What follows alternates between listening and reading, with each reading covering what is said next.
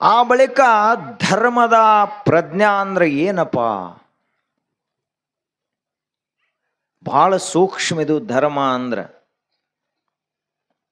ನಾವೆಲ್ಲ ತಿಳ್ಕೊಂಡದ್ದನ ಬ್ಯಾರೆ, ಅದು ಇರುವುದನ ಬ್ಯಾರೆ. ಧರ್ಮ ಅಂದ್ರ ಈ ಮನಸ್ಸಿನಲ್ಲಿ ಕೆಟ್ಟ ಭಾವನೆ ಎಂದು ಬರಬಾರದು. ಎಲ್ಲರಿಗೂ ಚಲೋ ಆಗಲಿ ಅನ್ನುವಂಥ ಮನಸ್ಸಿತ್ತು ಅಂದ್ರೆ ಅವನೇ ಧರ್ಮವಂತ ಮನುಷ್ಯ. ಆದ್ರೆ ಹಂಗಿಲ್ಲಲ್ಲ, ನಮ್ಮ ಮನಸ್ಸುಗಳು ಹೆಂಗದಾವು,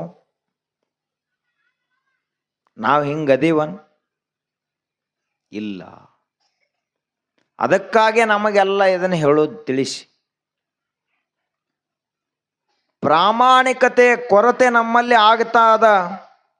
ನಾವು ಮನಸ್ಸಾಕ್ಷಿ ಹೇಳಿದಂಗೆ ನಡೀತಾನೆ ಇಲ್ಲ, ಒಳಗದು ಹೇಳ್ಕೋತೈತೆ. ಯಾವಾಗಲೂ ಗಡಿಯಾರದ ಮುಳ್ಳಿದ್ದಂಗೆ ನಮ್ಮ ಮನಸ್ಸಿನ ಒಳಗಡೆ ಒಂದು ಅಂತಃಸಾಕ್ಷಿ ಅದ, ಅದು ಹೇಳ್ತಾನೆ ಐತೆ. ಅವತ್ತು ಇದು ತಪ್ಪು ಮಾಡ್ಲತ್ತಿದಿ, ಸರಿ ಮಾಡ್ಕೋ. ನಾವು ಕೇಳ್ತಾನೆ ಇಲ್ಲ, ಕಿವುಡಾಗಿದ್ದೀವಿ. ಅಂತರಾತ್ಮದ ಅಂತರ್ಧ್ವನಿ ಅಂತರ್ವಾಣಿ ಏನು ಬರ್ತದ ಅದನ್ನು ಕೇಳ್ತಾನೆ ಇಲ್ಲ. ಹಾಗಾದ್ರೆ ಏನು ಮಾಡ್ತಾ ಇದ್ದೀವಿ? ನಮಗೇನು ತಿಳಿತೈತ್ಲೆ ಅದನ್ನ ಮಾಡ್ಲಾತ್ತಿದ್ದೀವಿ, ಧರ್ಮದಂಗ ನಾವು ನಡೀತಾ ಇಲ್ಲ. ಈಗ ಪ್ರಾಮಾಣಿಕತೆ ಈಗಿನ ಕಾಲದಾಗ ಹೆಂಗೆ ನಡೆದೈತಿ ನಮ್ಮದು?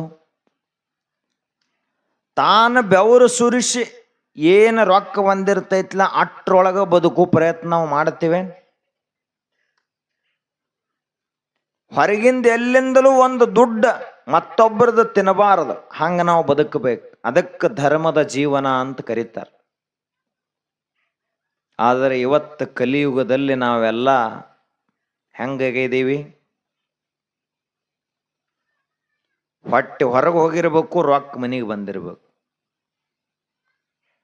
ಅಂದ್ರ ಮತ್ತೊಬ್ಬರದ ಚಾ ಕುಡ್ದು ಬರ್ತಾನೆ ಅವ, ಮತ್ತೊಬ್ಬರದ ಬಜಿ ತಿಂದು ಬರ್ತಾನ, ಮತ್ತೊಬ್ಬರದ ಊಟ ಮಾಡಿ ಬರ್ತಾನ. ಆ ಒಂದು ತುತ್ತು ಪುಕ್ಕಟ ಏನು ಅನ್ನ ತಿಂತಾನಲ್ಲ, ಆ ಅನ್ನ ಅದು ಒಬ್ಬರ ಬೆವರ ಹನಿದಿಂದ ಬಂದೈತಿ ಅನ್ನೋದು ಮರಿಬೇಡ ಎಂದಿಗೂ. ನೀನು ಉಣಸು, ಆ ಬಳಿಕ ಉಣ್ಣು. ಶರಣರು ಕಲಿಸಿದ್ದೇನಪ್ಪ? ದಾಸೋಹ. ಸ್ವತಃ ನಾವು ದುಡಿಬೇಕು, ಜನರಿಗೆ ಉಣಿಸ್ಬೇಕು. ಅದಕ್ಕೆ ಧರ್ಮ ಅಂತ ಕರೀತಾರೆ.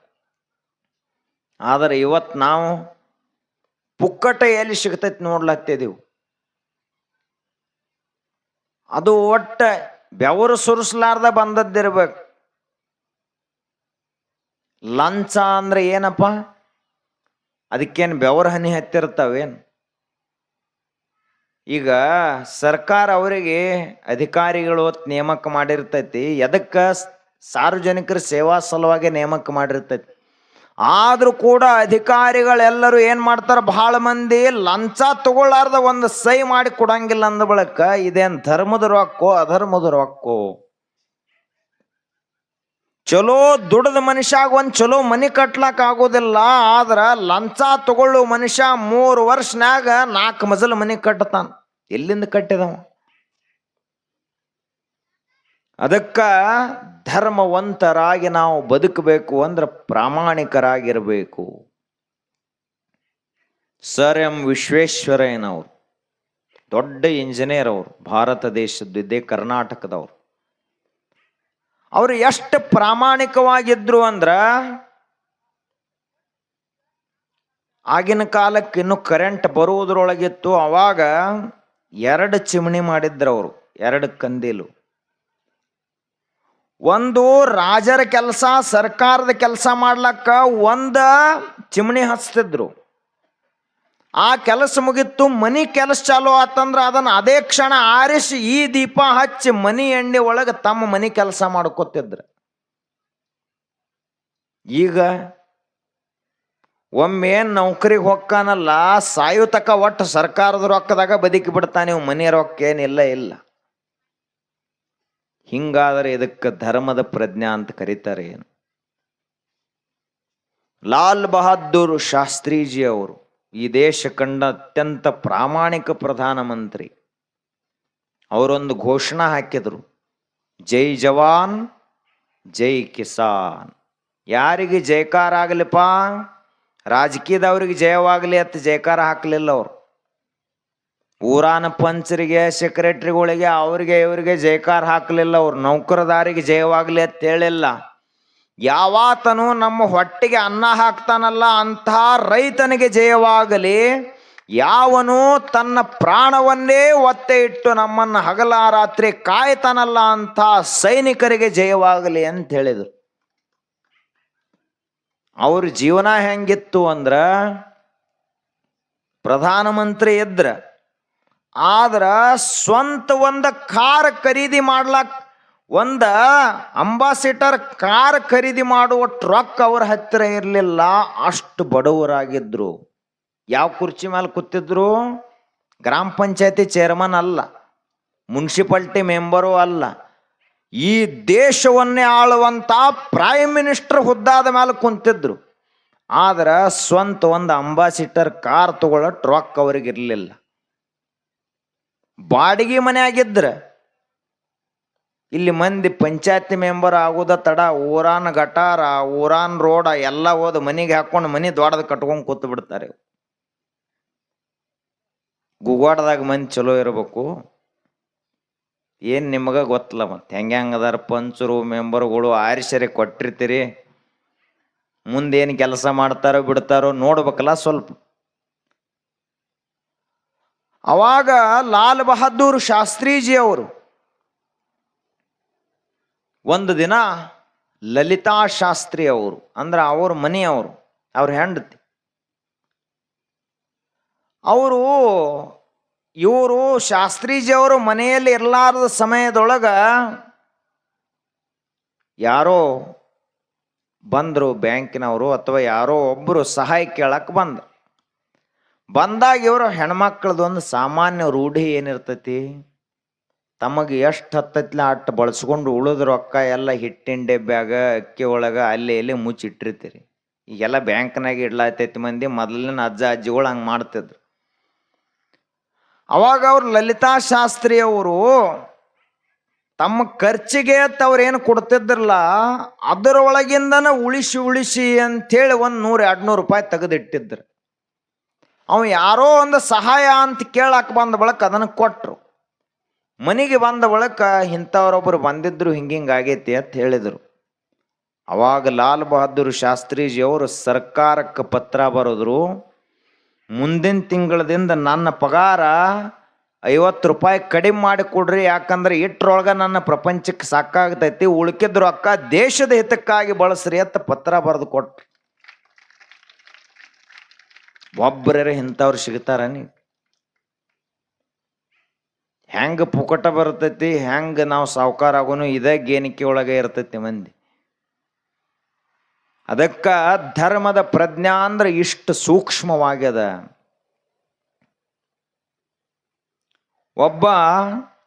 ಒಂದು ಗುಡಿಯಲ್ಲಿ ಒಬ್ಬ ಪೂಜಾರಿ ಇದ್ದ. ಆ ಪೂಜಾರಿ 40 ವರ್ಷದಿಂದ ದೇವ್ರ ಪೂಜಾ ಮಾಡ್ಕೋತಿದ್ದ. ಒಂದು ದಿನ ಒಬ್ಬ ಭಕ್ತರು ಬಂದರು ಸಾಯಂಕಾಲ. ಆ ಭಕ್ತರು ಯಾರು ಅಂದ್ರ ಅವ್ರವ್ವ ಒಂದು ಕನಸು ಕಂಡಿದ್ಲು. ಏನು? ದೇವರಿಗೆ ಒಂದು ಹರಕೆ ಹೊತ್ಕೊಂಡಿದ್ಲು. ಏನಂತ ಹೇಳಿ, ಈ ಗುಡಿಯಲ್ಲಿರುವಂಥ ದೇವರಿಗೆ ಬಂಗಾರದ ಕಿರೀಟ ಮಾಡಿ ಹಾಕಿಸ್ಬೇಕು ಅಂತ ಒಂದು ಹರಕೆ ಹೊತ್ತಿದ್ಲು. ಅದು ಅಕ್ಕಿ ಜೀವಮಾನದಾಗ ಆಗಲೇ ಇಲ್ಲ ಅದು ಹರಕೆ ತೀರಿಸ್ಲಾಕ. ಮುಂದೇನಾಯ್ತು ಅಂದ್ರ ವಯಸ್ಸಾತು, ನೆಲ ಹಿಡಿದ್ಲು. ಆವಾಗ ನನ್ನ ಕಡೆಯಿಂದ ಆಗೋದಿಲ್ಲ ಅಂತ ಮಗನ ಕರೆದ ಕೈ ಮೇಲೆ ಕೈ ಹಾಕ್ಸ್ಕೊಂಡ್ಲು. ಏನಂತ ಹೇಳಿ, ನೋಡಪ್ಪ ಆ ದೇವರಿಗೆ ನೀವೊಂದು ಬಂಗಾರ ಕಿರೀಟ ಮಾಡಿ ಹಾಕು, ಅವಾಗ ನನ್ನ ಇಚ್ಛೆ ಪೂರ್ಣ ಆಗ್ತೈತಿ ಅಂಥೇಳಿ ದೇಹ ಬಿಟ್ಲು ಅವ್ವ. ಮಗ ಮತ್ತದು ಅಟ್ಟ ರೊಕ್ಕನಾಗ ಆಗ್ತಿರ್ಲಿಲ್ಲ. ಇವ್ 10 ವರ್ಷ ದುಡಿದ ಬಳಕ ತಮ್ಮ ಅವ್ವನ ಇಚ್ಛಾ ಪೂರ್ಣ ಮಾಡೋ ಸಲುವಾಗಿ ಬಂಗಾರದೊಂದು ಕಿರೀಟ ಮಾಡಿಸಿ ಸಾಯಂಕಾಲ ಅದೊಂದು ಗುಡ್ಡದ ಮ್ಯಾಲಿತ್ತು ದೇವಸ್ಥಾನ. ಅಲ್ಲಿ ಪೂಜಾರಿ ಒಬ್ಬನೇ ಇರ್ತಿದ್ದ. ಸಂಜೆ ಸಮಯಕ್ಕೆ ಸಾಯಂಕಾಲ ಹೊತ್ತು ಮುಳುಗು ಸಮಯಕ್ಕೆ ಆ ಬಂಗಾರ ಕಿರೀಟ ಓದ ಪೂಜಾರಿ ಕೈಯಾಗ ಕೊಟ್ಟ ಅವ ಹೇಳಿದ ಭಕ್ತ ಇದನ್ನ ದೇವರ ತಲೆಗೆ ಹಾಕ್ರಿ, ಅದನ್ನ ನೋಡಿ ನಾನು ಕಣ್ತುಂಬ ನೋಡಿ ಸಂತೋಷ ಪಡಬೇಕು, ನಮ್ಮ ಅವನ ಇಚ್ಛಾ ಇತ್ತಿದು ಅಂತ ಹೇಳಿದ. ಆಯ್ತು, ಪೂಜಾರಿ 40 ವರ್ಷ ಪೂಜಾ ಮಾಡಿದ್ದ, ಆದರೂ ಸ್ವಚ್ಛವಾಗೇ ಇದ್ದ. ಅಲ್ಲಿದಿಂದ ಅದನ್ನ ಸಂಜೆ ಪೂಜೆ ಮಾಡೋ ಸಮಯಕ್ಕೆ ತಲೆ ಮ್ಯಾಲ ದೇವರ ತಲೆ ಮ್ಯಾಲ ಬಂಗಾರ ಕಿರೀಟ ಹಾಕಿ ಗಂಟೆ ಎಲ್ಲ ಮಾಡಿ ಬಡದು ಆರತಿ ಮಾಡಿ ಹಿಂದೆ ಸರದ. ಅವ ಪೂಜಾರಿ ಯಾವ ಬಂದಿದ್ದಲ್ಲ ಭಕ್ತ ಅವಗಟ್ಟು ಪ್ರಸಾದ ತೀರ್ಥ ಕೊಟ್ಟ. ಅವ ಹೋದ ನಮಸ್ಕಾರ ಮಾಡಿ. ಇವ ಇದನ್ನೆಲ್ಲ ಮಾಡಿ ದಿನದ ಪದ್ಧತಿ ಪ್ರಕಾರ ಸಂಜೆ ಆದ ಬಳಿಕ ಹೊತ್ತು ಮುಳುಗಿದ ಬಳಿಕ ಗುಡಿ ಬಾಗಲ ಹಾಕಿ ಇವನು ಮನೆಗೆ ಬಂದ. ಅವತ್ತು ರಾತ್ರಿ ನಿದ್ದಿನ ಹತ್ಲಿಲ್ಲ ಪೂಜಾರಿಗೆ. ಯಾಕ? ಬಂಗಾರ ಕಿರೀಟ ಬಂದಿತ್ತು ಗುಡಿಗೆ. ಅವ ಅಂದ 40 ವರ್ಷ ಪೂಜಾ ಮಾಡಿದ್ರು ಈ ಗುಡಿ ಕಮಿಟಿ ಅವ್ರು ನನಗೆ ಪಗಾರ ಬಿಟ್ರೆ ಬೇರೆ ಏನು ಕೊಟ್ಟಾರ ಅವನ ತಲೆಯಾಗ ವಿಚಾರ. ಅವಾಗ ಅವ ಅಂದ ಇದು ಕಮಿಟಿ ಅವ್ರ ಲೆಕ್ಕದಾಗೂ ಇಲ್ಲ. ಯಾಕ? ಕಮಿಟಿ ಅವ್ರು ಒಬ್ಬರು ಇದ್ದಿದ್ದಿಲ್ಲ ಅವಾಗ. ಮುಂದ ಊರನ ಭಕ್ತರು ಯಾರು ನೋಡಿಲ್ಲ, ಅವ ಒಬ್ಬನ ಬಂದು ಕೊಟ್ಟು ಹೋಗ್ಯಾನ ಇದನ್ನು. ಮುಂಜಾನೆ ಏಳುವುದರೊಳಗಾಗಿ ಇದು ಬಂಗಾರದ ಕಿರೀಟ್ ನನ್ನ ಮನ್ಯಾಗ ಬರಬೇಕು ಅಂದ್ರನ ನಾ ಶ್ರೀಮಂತ ಅಕ್ಕನ್ವತ್ತು ವಿಚಾರ ಬತ್ತು. ಏನ್ ಮಾಡ್ಯಾನ? 40 ವರ್ಷ ಅದ ದೇವರ ಪೂಜಾ ಮಾಡ್ಯಾನ. ಆದ್ರೆ ಇವತ್ತು ಅದ ದೇವರ ತಲೆ ಮೇಲಿನ ಬಂಗಾರ ಕಿರೀಟ ತುಡುಗು ಮಾಡಬೇಕು ಅನ್ನುವ ಬುದ್ಧಿ ಬಂದೈತಲ್ಲ, ಇದಕ್ಕ ಅಧರ್ಮ ಅಂತ ಕರೀತಾರೆ. ಎಷ್ಟು ವರ್ಷ ಪೂಜಾ ಮಾಡ್ತೀವಿ ಅನ್ನೋದೇನು ದೊಡ್ಡದಲ್ಲ. ಎಷ್ಟು ವರ್ಷ ನಾವು ಧರ್ಮವಂತರಾಗಿ ಇರ್ತೀವಿ ಅನ್ನೋದೇನು ದೊಡ್ಡದಲ್ಲ.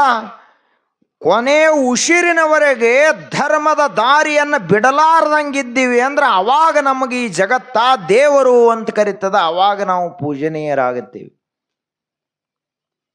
ಅದಕ್ಕ ಮನುಷ್ಯನನ್ನು ಯಾವಾಗ ಹೊಗಳಬೇಕು ಅಂತ ಕೇಳಿದ್ರೆ ದೇಹ ಬಿಟ್ಟ ನಂತರ ಹೊಗಳಬೇಕು. ಯಾಕ? ದೇಹ ಬಿಡುತ್ತಕ ಯಾವಾಗ ಏನು ತಪ್ಪು ಕೆಲಸ ಮಾಡ್ತಾನೆ ಹೇಳಕ್ ಬರಂಗಿಲ್ಲ. ದೇಹ ಬಿಟ್ಟ ನಂತರ ಮುಗಿತಪ್ಪ ಅವ ಸ್ವರ್ಗಕ್ಕೆ ಹೋದ ಅಂತ ಹೇಳ್ಬೋದು, ಕೈಲಾಸಕ್ಕೆ ಹೋದ ಅಂತ ಹೇಳ್ಬೋದು.